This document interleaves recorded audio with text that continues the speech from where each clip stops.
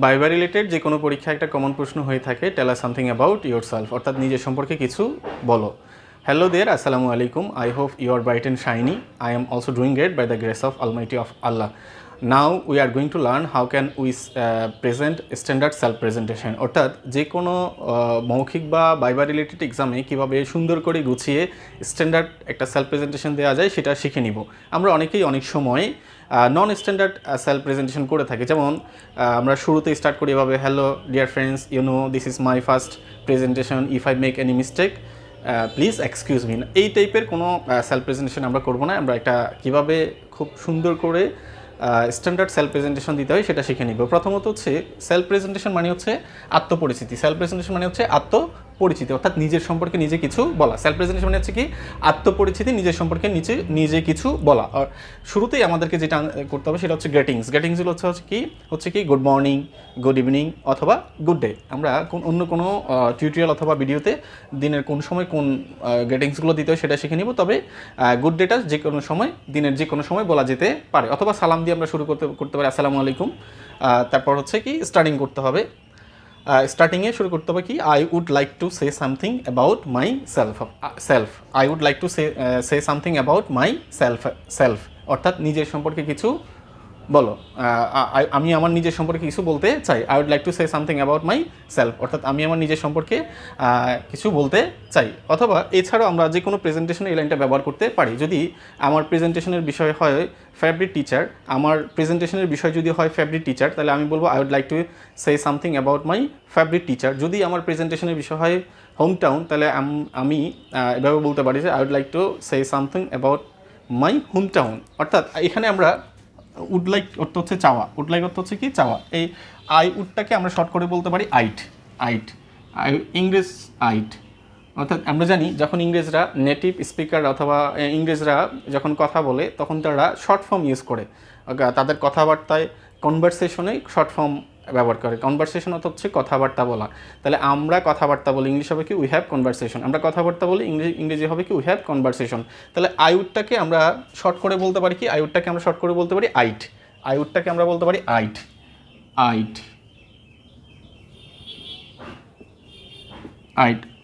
অথবা আইএমটাকে বলতে পারি আম। ইউআরকে বলতে পারি ইউয়া। হি ইজকে বলতে পারি হিজ। শিজকে বলতে পারি শিজ। তাহলে কি I'm, you're, he's, she's. I'm, you're, he's, she's. তাহলে আই উড না বলে আমরা কি বলতে পারি I'd like to say something. I'd like to say something about myself, আমি আমার নিজের সম্পর্কে কিছু বলতে চাই।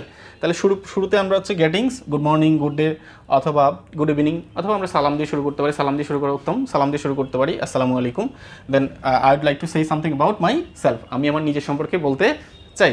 দেন ফার্স্ট অফ অল, আমরা অনেক সময় ট্রেডিশনালি বলি all, but it will be all.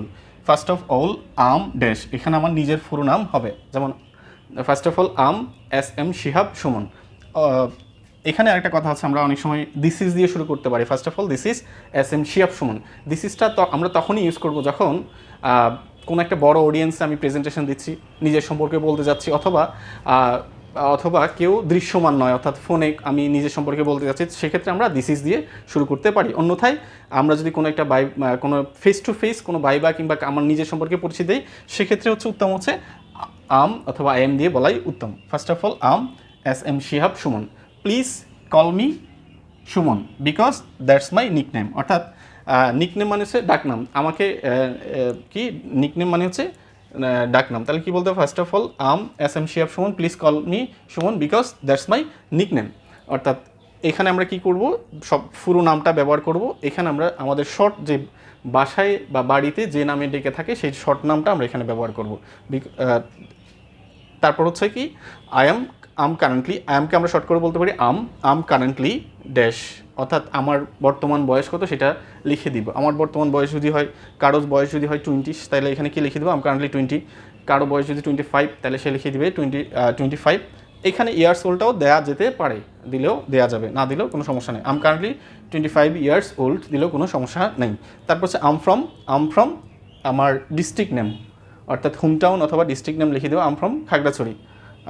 Then my father is a, বাবার প্রফেশন লিখবো, my father is a businessman, my father is a teacher, অর্থাৎ যে যে প্রফেশন আছে, my father is a doctor, my father is an engineer, যে যে profession আছে সেটা লিখে দিব। তাহলে এখানে আমরা লিখতে পারি মাই ফাদার ইজ আ বিজনেসম্যান অথবা টিচার, যে যেটা হয় সেটা লিখে দিব। তার দেন হচ্ছে কি হি ওয়ার্কস অ্যাট হিজ, যদি কেউ বিজনেসম্যান হয় তাহলে লিখবে কি he works at his own business farm, অথবা কেউ যদি টিচার হয় সেক্ষেত্রে এই বিজনেস ফার্মটা না লিখে সেই মাই father is a teacher, he works at ABC school and college, অর্থাৎ কোনো একটা প্রতিষ্ঠানের নাম বলে দিবে, যে প্রতিষ্ঠানে কর্মরত আছে সেই প্রতিষ্ঠানের নাম লিখবে।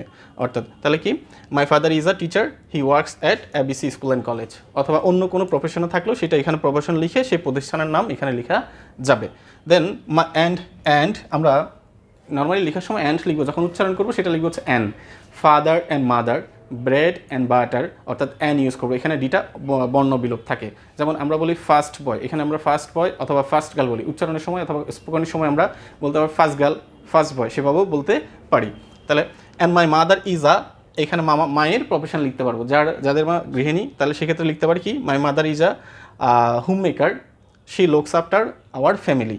তারপরে অথবা my mother is a teacher, she works at, আগের মতো প্রতিষ্ঠানের নামটা লিখে দিতে পারবো। তাহলে সেক্ষেত্রে my mother is a housewife না বলে হোম মেকারটা হচ্ছে standard, my mother is a homemaker, she looks after our family, সে আমার, এই লুকস আফটার অর্থ হচ্ছে দেখাশোনা করা, লুকস আফটার অর্থ হচ্ছে দেখাশোনা করা, একটা ভালো একটা ফ্রেজ, লুকস আফটার অর্থ হচ্ছে দেখাশোনা করা।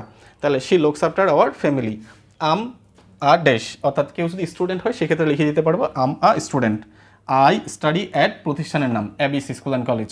তাহলে অথবা অন্য কেউ যদি অন্য কোনো প্রফেশনে থাকে, কেউ টিচার হয় সেক্ষেত্রে লিখবে আমার টিচার আই, তা সেক্ষেত্রে স্টাডি না লিখে লিখতে হবে কি আই ওয়ার্ক অ্যাট ড্যাশ, অর্থাৎ এখানে প্রতিষ্ঠানের নাম লিখতে হবে। কেউ যদি ডক্টর হয় সেক্ষেত্রে আমার ডক্টর, কেউ যদি ইঞ্জিনিয়ার হয় সেক্ষেত্রে ইঞ্জিনিয়ার লিখে আই ওয়ার্ক অ্যাট প্রতিষ্ঠানের নাম লেখা যাবে। My favourite colours are black and white, আমার পছন্দের রং হচ্ছে ব্ল্যাক অ্যান্ড হোয়াইট।